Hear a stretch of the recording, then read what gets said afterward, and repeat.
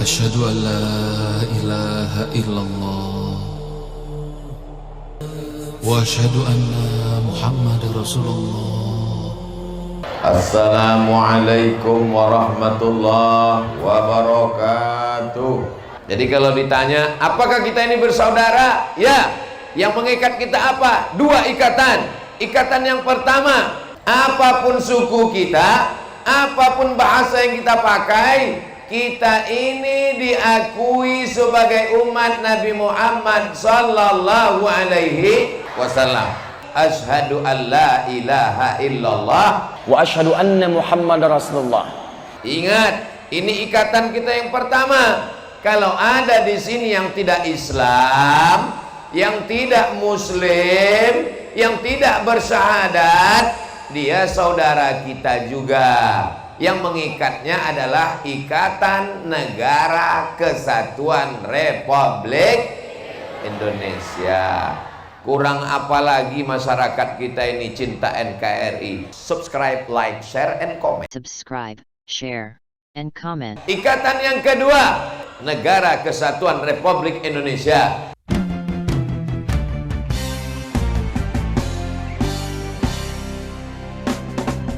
Tiba saatnya kita untuk memilih di bilik suara satu yang kau pilih.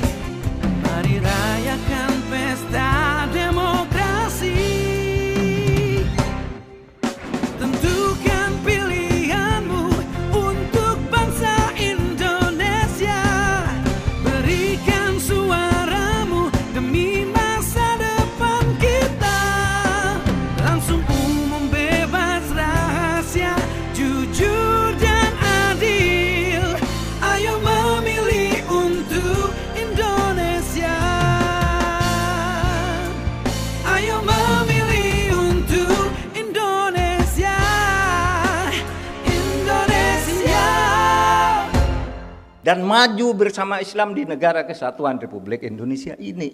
Lain kalau saudara punya kepedulian sosial yang tinggi untuk membangun kebaikan bagi masyarakat. Kalau berdoman pada jalan Allah itu, jihad fi sabilillah itu adalah membangun martabat kemanusiaan. Oleh sebab itu, tauhid itu juga kan untuk membangun manusia syariah juga sama. Intinya tuh martabat kemanusiaan kita jaga. Oleh sebab itu membangun kebaikan. Kalau di Indonesia itu Pancasila kan apa? Ketuhanan. Lalu ketuhanan itu digunakan untuk kemanusiaan yang adil dan beradab. Manusia. Jadi di situ ada kebersatuan antar umat manusia.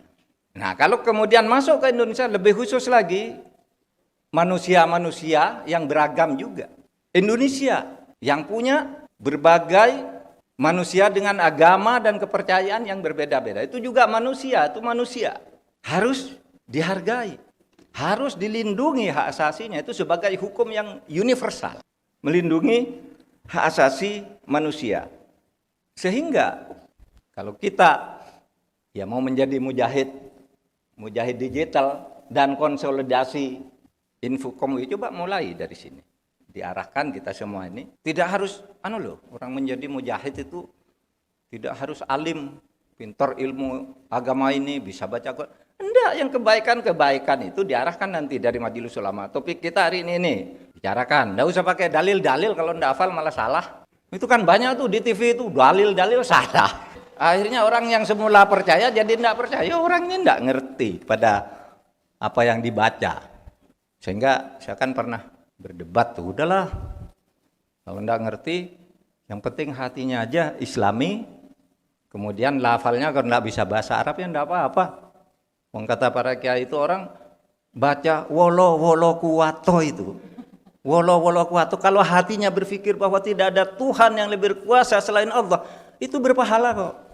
Lalu disalah-salahkan kan, orang enggak ngerti. Jangan tuh, enggak ngerti apa-apa, jangan didengar wolo kuwato. Jadi yang penting substansinya. Hingga saya katakan, ada orang ngeritik saya. Pak Mahfud tuh kok bilang, sebagai orang Islam kok bilang tidak harus bahasa Arab. Saya bisa bahasa Arab, saya bilang. Tapi bagi saya tidak harus. Anda tidak bisa bahasa Arab, mengkampanyekan bahasa Arab, bilang Assalamualaikum aja salah. Tuh, dengar tuh, yang punya podcast. Assalamualaikum warahmatullahi wabarakatuh, gitu. Di mana ada? Anda mau ngeritik bahasa Arab, orang bilang wabarakatuh saja. salah. Assalamualaikum warahmatullahi wabarakatuh gitu. Coba dilihat nanti podcast yang tiap hari itu. Saya kira calahnya cuma sekali, tapi semua podcastnya salah. Kenapa maksa-maksakan bahasa Arab? Gitu. Yang penting substansinya itu digitalkan. Inilah ajaran Islam yang bagus. Pedomannya kalau di Indonesia itu adalah toleransi, kebersatuan dalam keberbedaan. Tidak usah lagi berpikir negara ini wah tidak sesuai dengan syariah. Siapa bilang? Saya dulu belajar hukum tata negara Islam yang pertama itu kepada pimpinannya Pak Syafiq Mugni, kepada Pak Azhar Basir dengan buku. Tanya, Pak, ini negara Islam enggak? Indonesia kita boleh enggak negara? Boleh. Lalu dia mencetak buku namanya Imamah. Imamah itu kata lain dari khilafah, kata lain dari imaroh. Jadi pemerintahan Islam itu namanya bukan hanya khilafah. Yang Abu Bakar tuh sebut khilafah karena dia khalifah. Tapi Umar bin Khattab disebut Amirul Mukminin, maka negaranya imaroh. Sayyidina Ali, saya imam, disebut imamah. Wah, ini berdebat harus khalifah dan nggak ngerti artinya khalifah, nggak ngerti artinya khilafah. Mau berdebat. Di Islam itu, negara Islam itu apa sih? Khilafah. Ya, kalau pakai Abu Bakar. Kalau pakai Umar, imaroh namanya. Sekarang namanya Uni Emirat Arab tuh keamiran. Kalau keimaman, ya Iran, imamah. Dulu ambil dari Ali. Turki Utsmani ngambil dari Abu Bakar, khalifah, khilafah. Ada juga as-sultani, ya sultan. Itu kan semua dari istilah-istilah agama yang semuanya ada istilah itu di dalam Al-Quran. Kalau di Al-Quran itu kholaif, kata khilafah itu di Al-Quran tidak ada. Tapi ada kata laqad ja'alnakum kholaif. Saya menciptakan kamu khalifah, pemimpin-pemimpin di bumi. Oleh sebab itu kalau kita bernegara, keberbedaan itu adalah keniscayaan. Keberbedaan itu adalah keniscayaan. Tidak mungkin kita kok hidup di satu negara kok Islam semua, tidak mungkin. Tidak mungkin hidup di satu negara kok Arab semua orangnya, tidak mungkin. Tidak mungkin kita hidup di satu negara pikirannya, keyakinan sama semua, tidak mungkin. Itu adalah fitrah. Oleh sebab itu kita harus siap hidup dalam perbedaan itu. Maka ketika Nabi Muhammad Sallallahu Alaihi Wasallam itu mendirikan negara apa proklamasinya? Proklamasinya hada kitab min Muhammadin Sallallahu Alaihi Wasallam bainal mu'minin wal muslimin wa min Quraisyin wa Yathrib wa tabi'ahum falahiqa bihim wa jahada ma'ahum. Ini sama dengan proklamasi kemerdekaan tuh isinya. Apa artinya itu? Ini proklamasi, ini kitab dari Muhammad Sallallahu Alaihi Wasallam. Ingat, antara orang mukmin dan orang muslim, dan antara orang Quraisy dan orang Yathrib. Wa man tabi'ahum, dan puak-puak yang ikut mereka yang agamanya beda, sukunya beda. Falahiqa bihim, menyatakan bersatu. Sama kan dengan proklamasi kami bangsa Indonesia menyatakan kemerdekaan, bersatu dalam kemerdekaan. Wajah hadamahum, dan berjuang bersama menjadi mujahid. Wajah hadamahum. Wahum ummatun wahidatun bainan nas. Mereka ini yang di Mekah, ini yang di Madinah, yang dibangun oleh Muhammad ini, ada orang Yahudi, Quraisy, Yathrib, Nasrani, yang Muslim, ada Ansor, ada suku ini. Kemudian ditulis dalam sebuah konstitusi, namanya Konstitusi Madinah, terdiri dari 47 pasal. 47 pasal itu yang 24 pasal itu perlindungan terhadap orang-orang yang berbeda.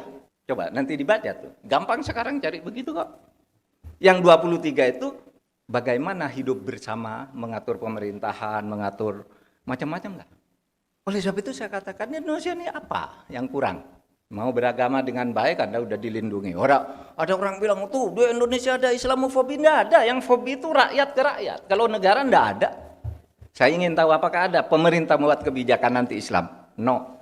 Minta Universitas Islam IAIN dijadikan WIN, udah lakukan. 27 WIN sekarang di Indonesia.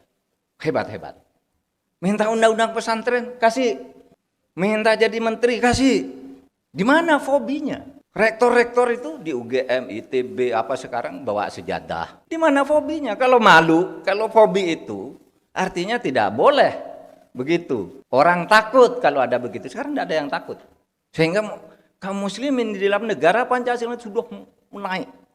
Mengalami mobilitas sosial yang begitu hebat.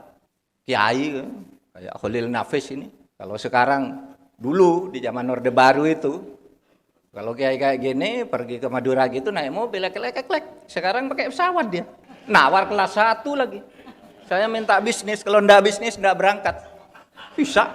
Karena apa? Umat Islam itu tidak ditakuti dan tidak dimusuhi. Bahwa ada yang ditangkap. Ya memang begitu kelakuannya. Wah itu ada ustadz dikriminalisasi. Kamu enggak tahu ya, saya bilang. Ustadznya berapa? Disebut 1, 2, 3. Ada lagi? Enggak. Kamu tahu enggak? Jumlah ustadz dan ulama di Indonesia ratusan ribu, hanya 2-3 kiai kamu ribut. Padahal dia terbukti melakukan kriminal. Kamu tahu enggak jumlah penghuni penjara hari ini 31 Agustus 2022 263.000 penghuni penjara. Berapa orang ustadznya? Berapa orang ulamanya? Enggak ada. Dari mana? Lalu ada kriminalisasi. Ratusan juta, ratusan ribu ustadz ulama sekarang bebas berdakwah kemana-mana, termasuk Anda mengadakan acara dakwah di hotel ini, boleh. Oleh sebab itu saudara, mari kita berislam dengan baik dan maju bersama Islam di negara kesatuan Republik Indonesia ini. Saudara sekalian, itulah sebabnya saya diberi topik ya bagaimana membangun mujahid yang membangun wasatiyah. Wasatiyah Islam itu Islam jalan tengah. Mana ada Islam itu jalan tengah, Islam wasatiyah, Islam ya Islam, sama aja. Anda bilang mana ada Islam rahmatan lil alamin di Al-Qur'an? Enggak ada. Islam rahmatan lil alamin gitu enggak ada. Yang ada wa ma arsalnaka illa rahmatan lil alamin. Nah, bahwa yang ikut Nabi itu Islam rahmatan lil alamin. Kata Islam rahmatan lil alamin sendiri kan buatan kita semua.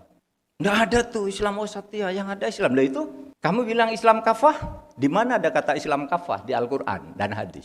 Enggak ada, yang ada udkhulu fis silmi kafah. Sama dengan wasatiyah ini. Qad ja'alnakum ummatan wasato.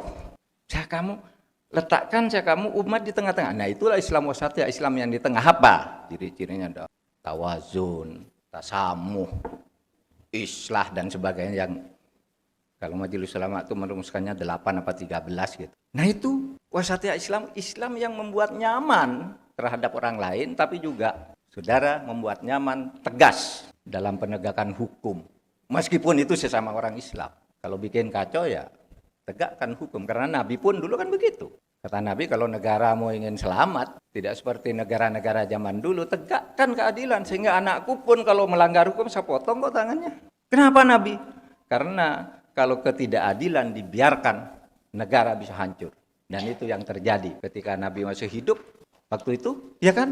Itali, Mesir, mana coba? Hancur-hancur gitu karena ketidakadilan.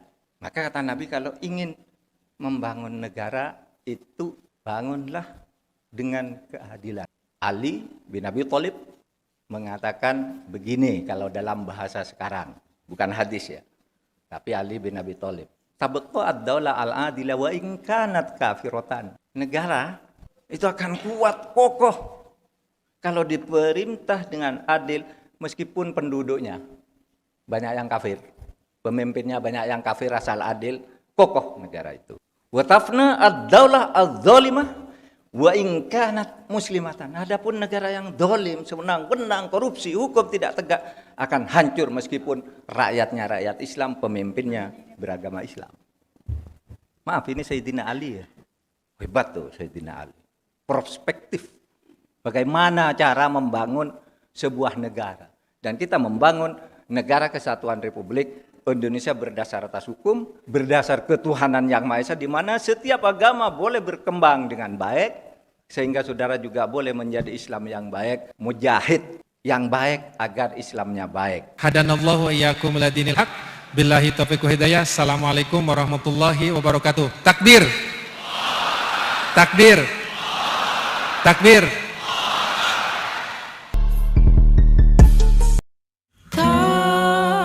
Terima kasih. Karen mohon undur diri. Subhanakallahumma wa bihamdika asyhadu an la ilaha illa anta astaghfiruka wa atubu ilaik. Billahi taufiq wal hidayah. Wassalamualaikum warahmatullahi wabarakatuh. Waalaikumsalam warahmatullahi wabarakatuh. Terima kasih. Wassalamualaikum warahmatullahi wabarakatuh.